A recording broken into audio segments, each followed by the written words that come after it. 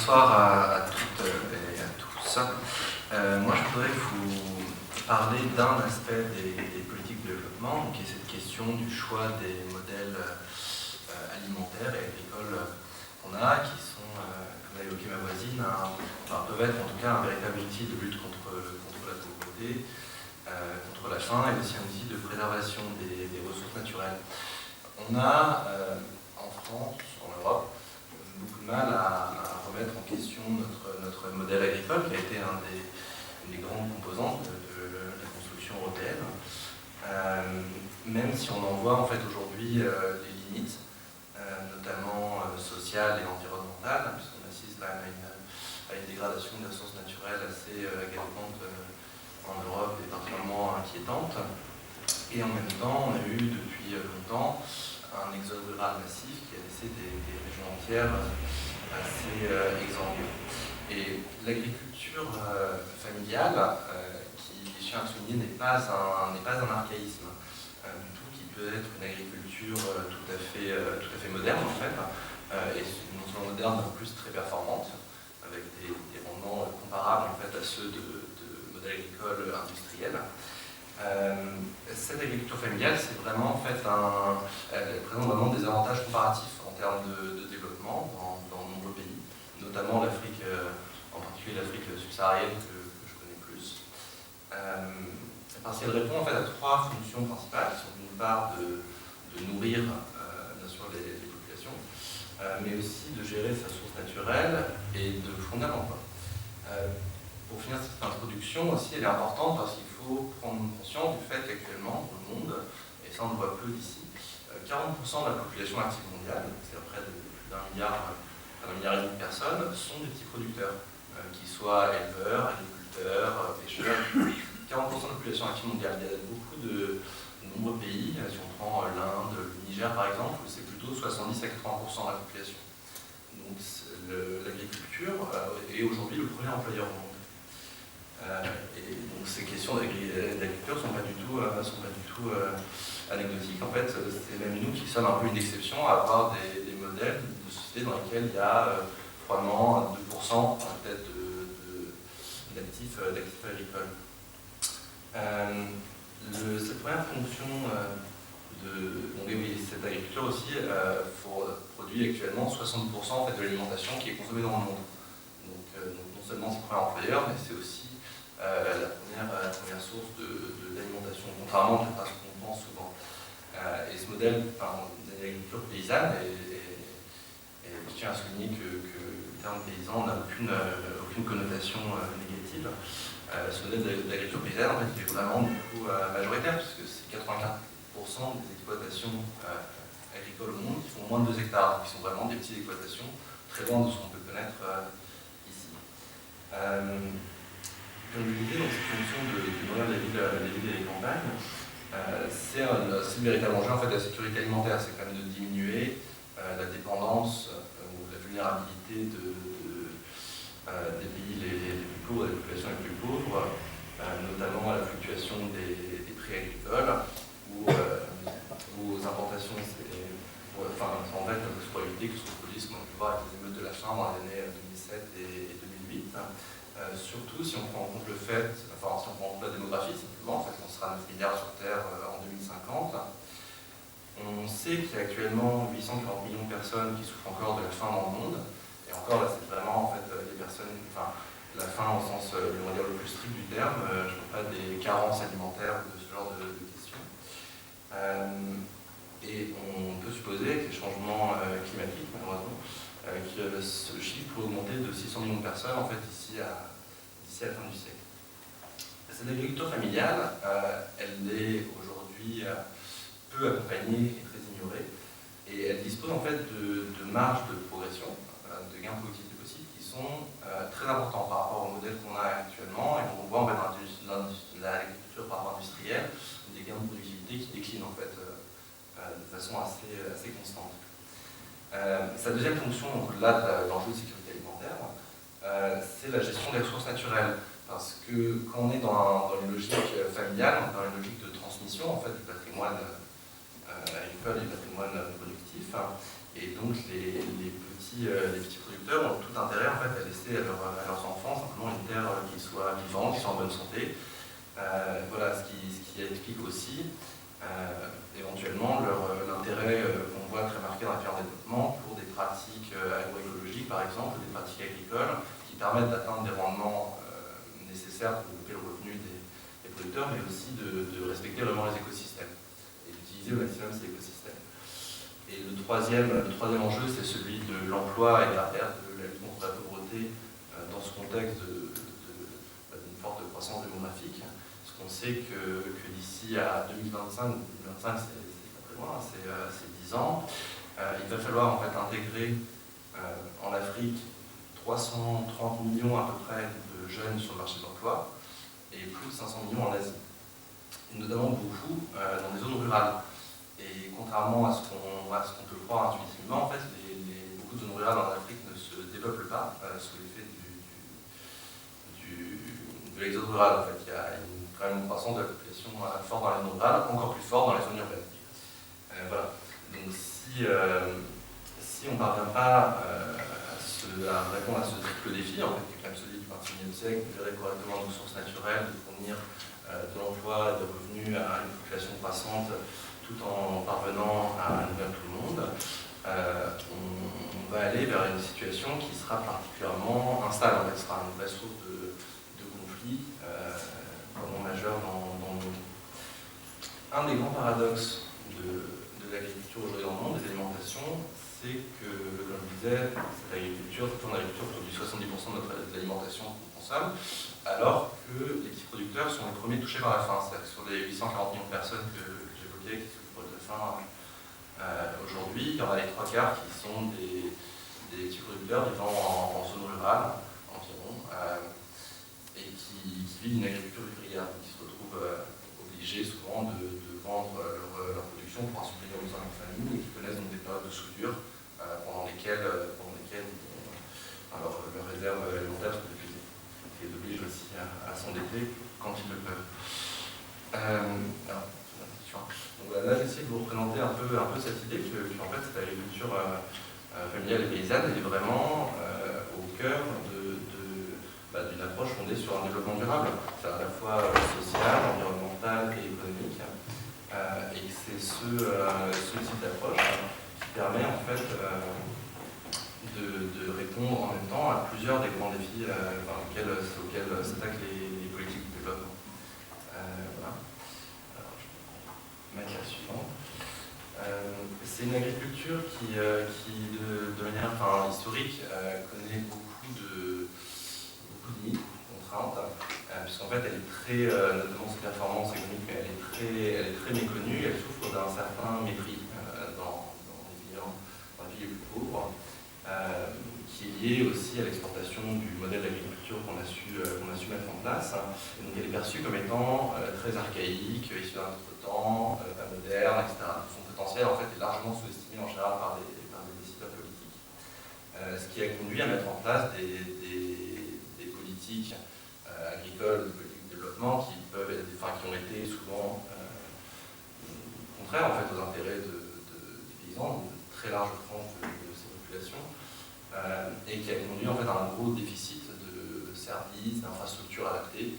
C'est-à-dire que les politiques agricoles dans beaucoup de développement n'ont pas été conçues pour aider les petits producteurs, mais plutôt pour développer une agriculture industrielle comme on a pu la connaître ici. Il y a aussi un problème croissant de pression sur le foncier agricole que les petits agriculteurs doivent faire face. C'est-à-dire que les villes s'étendent à un rythme rapide sur toute la planète en développement. On a passé le cap de la moitié de la population mondiale habitant des villes. Et selon l'estimation du CIRAD ou de la FAO, d'ici au milieu du siècle, il pourrait y avoir environ 1,5 milliard de personnes en Afrique qui habiteraient dans des villes, dans des métropoles. Donc c'est autant de terres agricoles en moins.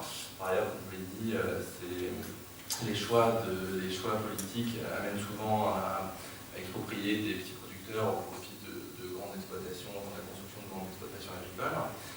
La démographie fait aussi que les exploitations agricoles sont souvent morcelées en fait.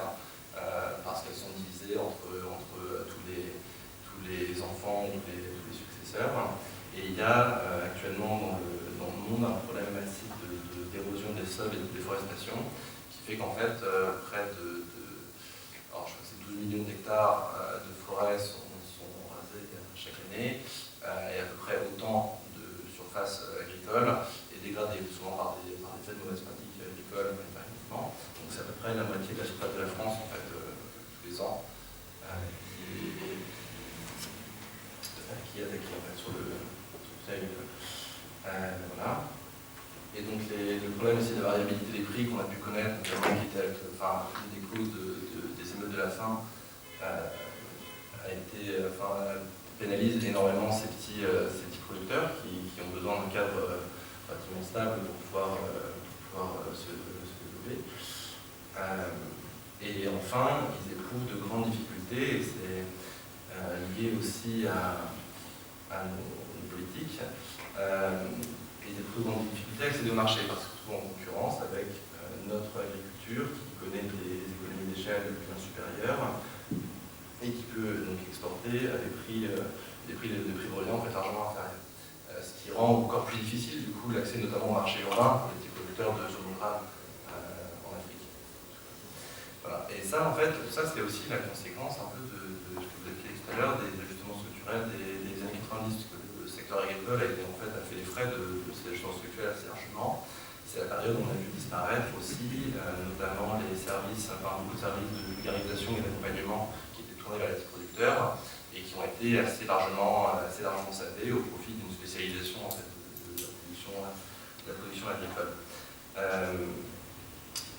Tout ça, c'est en train de changer au sens où il y a des mouvements importants dans le monde agricole, des organisations paysannes qui se structurent assez fortement un peu partout sur Internet, mais qui ont encore de gros besoins. Et les changements climatiques, on a beaucoup parlé cette année, c'est bien sûr un facteur aggravant de cette condition qui est donc déjà extrêmement difficile, parce que ça va accélérer la dégradation des terres, les événements extrêmes, on peut voir que des cyclones détruisent les habitats naturels, notamment côtiers, donc ça impacte immédiatement les sources de revenus de pêcheurs, par exemple. Il y a une pression accrue sur les ressources naturelles, c'est-à-dire que plus l'eau devient rare, plus le contrôle de l'eau devient important. On assiste à une baisse des rendements agricoles un peu partout, qui pourrait être de l'ordre de 30% en 20 ans. C'est notamment les observations de la FAO. Des menaces aussi sanitaires pour les animaux, on pourrait y revenir plus tard, et une hausse du coût du prix des denrées agricoles, qui se raréfie en fait. La conséquence de ça, c'est un tableau assez pessimiste, et auquel des politiques de développement vont devoir répondre, qui est donc, comme je vous le disais, 600 millions de personnes supplémentaires qui vont souffrir de la faim d'ici à la fin du siècle, et qu'on va connaître des migrations massives, si rien n'est fait, qui pourraient être d'ici à la fin du siècle de l'ordre de 500 millions à 1 milliard de personnes déplacées, qui peuvent être déplacées internes des pays, mais pas uniquement. Ce qui pose de grandes questions en fait, pour l'Union européenne, quand on voit le tumulte qui a pu créer l'accueil de réfugiés syriens. Là, on peut s'attendre à des choses qui seront dans des proportions radicalement différentes. Il faut anticiper tout ça. Et donc on est aussi dans une situation bien sûr assez injuste où les plus pauvres se retrouvent à être les plus vulnérables face au changement climatique, qui n'ont pas provoqué, puisque les émissions quand même de gaz à effet de serre ont été historiquement le fait de pays développés. Beaucoup de choses peuvent être faites pour changer ça. Ça commence bien sûr par connaître et reconnaître le potentiel de ces agricultures qui commencent à faire consensus dans certains espaces. Donc, je parlais de la FAO qui a adopté ce thème. L'année 2014 avait été consacrée justement à cette agriculture familiale du fait de leur importance, et c'était un moment stratégique de consacrer cette année à ça avant la COP21, avant l'année internationale du développement. Voilà. Il y a eu effectivement le deuxième objectif de développement durable qui traite spécifiquement de cette question. Mais donc voilà, il y a encore un grand travail de connaissances à pousser, et notamment la construction d'un système de connaissances agricoles, comme on peut en avoir chez nous, qui permettrait de capitaliser ce qui est fait sur le terrain, notamment des innovations ou ce qui est mis en place par les petits producteurs qui peuvent être répliqués ailleurs, qui peuvent se disséminer, qui peuvent servir dans des endroits du monde, y compris chez nous. Un système de partage de connaissances efficace, c'est aussi un rôle que l'Union européenne pourrait jouer pour intégrer dans ses actions à l'étranger, et une certaine valorisation donc, des savoirs locaux de ces petits producteurs qui sont nombreux et qui sont souvent en fait, très performants en termes de protection et de régénération de l'écosystème. Un deuxième point qui me semble important, c'est d'appuyer la structuration des organisations paysannes qui en fait sont assez à même de combler le vide qui a pu être créé sous des ajustements structurels, à la fois en assurant la fourniture de services aux petits producteurs, notamment tout ce qui concerne le contrôle de la qualité, de mettre en place des systèmes de vente groupée par exemple, de les aider aussi à répondre aux attentes des consommateurs ruraux, parce que le grand enjeu c'est celui-là, c'est comment amener des petits producteurs dans les zones rurales à fournir un produit qui, pour un consommateur urbain au sud, semble aussi attractif, en il a la même confiance qu'un produit importé. Donc tous ces services-là peuvent être rendus et sont déjà en partie rendus par des organisations paysannes, mais ça reste des actions très locales qui demandent d'un cadre politique et de financement institutionnel, puisque ça reste des choses financées en fait, de façon ponctuelle par des financements privés, par des fondations, mais ça reste toute cette dimension locale. L'absence de reconnaissance en fait, empêche un changement d'échelle de ces solutions qu'on voit sur le terrain. Ce changement d'échelle, cette reconnaissance permettrait aussi du coup de structurer vraiment les filières agricoles dans les pays en développement, enfin, on pourrait en tout cas le permettre, et notamment du coup de pallier à ce manque d'accompagnement des exploitations dans le cadre de politiques agricoles structurées autour des exploitations familiales. On voit poindre ce genre de choses, notamment au Sénégal, où l'État travaille de façon assez coordonnée à la construction de politiques d'accompagnement avec les organisations paysannes. Au Maroc aussi, par exemple, où il y a eu un plan Maroc vert qui a été adopté qui accorde une importance assez grande à ces petits producteurs, où on peut penser aussi au Brésil, par exemple, où il y a une politique duale en fait, de l'agriculture avec un ministère qui est consacré aux actifs agricoles pauvres.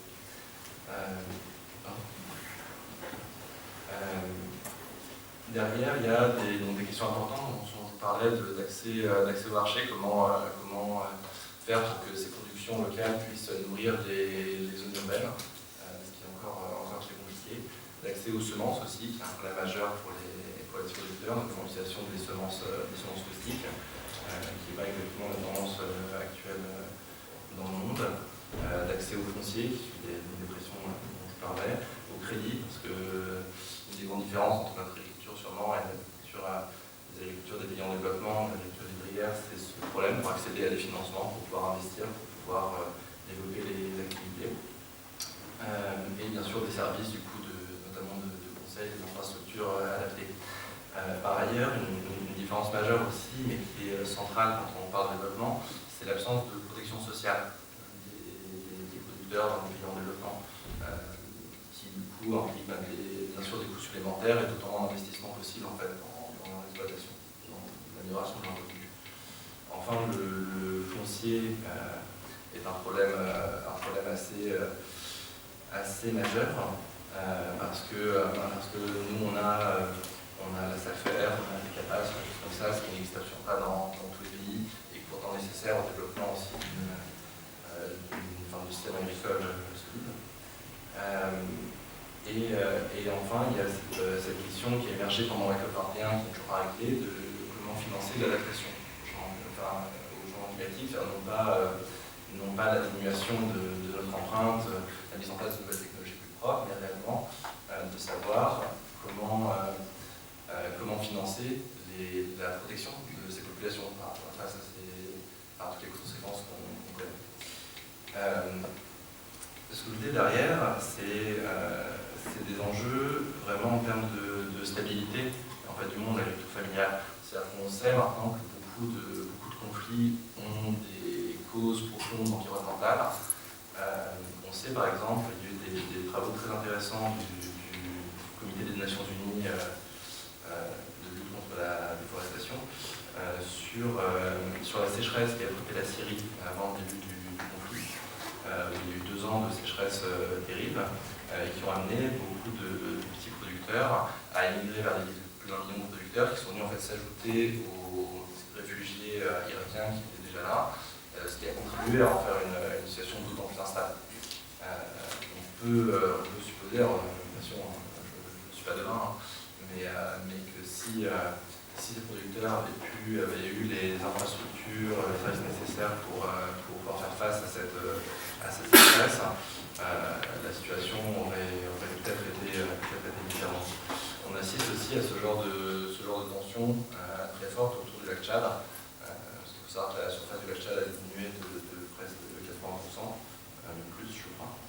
Et où du coup l'accès aux eaux du lac, l'utilisation pour l'agriculture, devient une véritable source de conflit. Donc, beaucoup de populations ont immigré à partir de là vers les villes.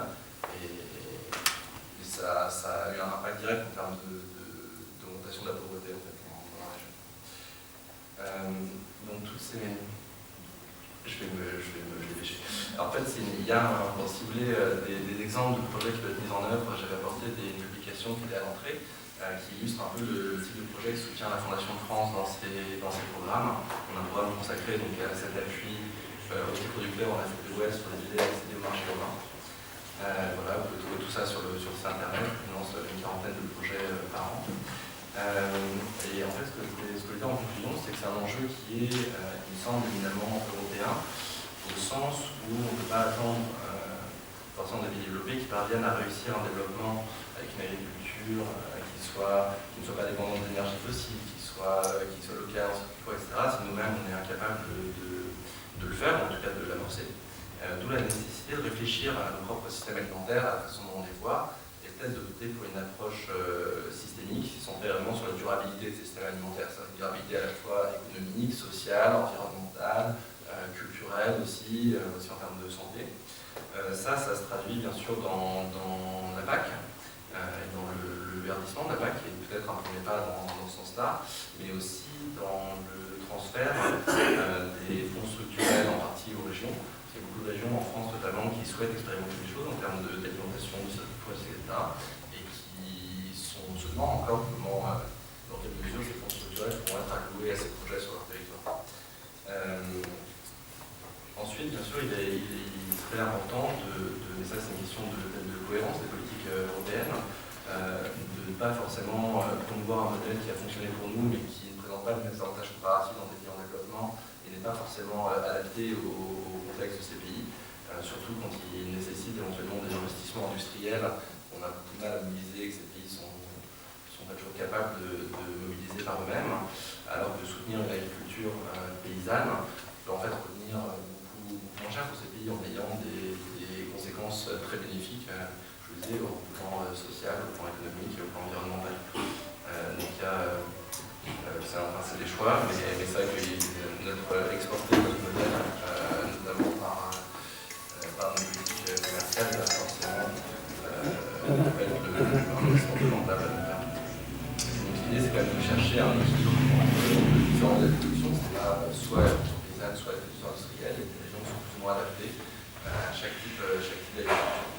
Et enfin, voilà, je pense que c'est vraiment un levier de développement majeur que le potentiel de cette agriculture, de cette forme en tout cas d'agriculture, qui est très intensive, qui peut être très intensive écologiquement, mais qui est aussi très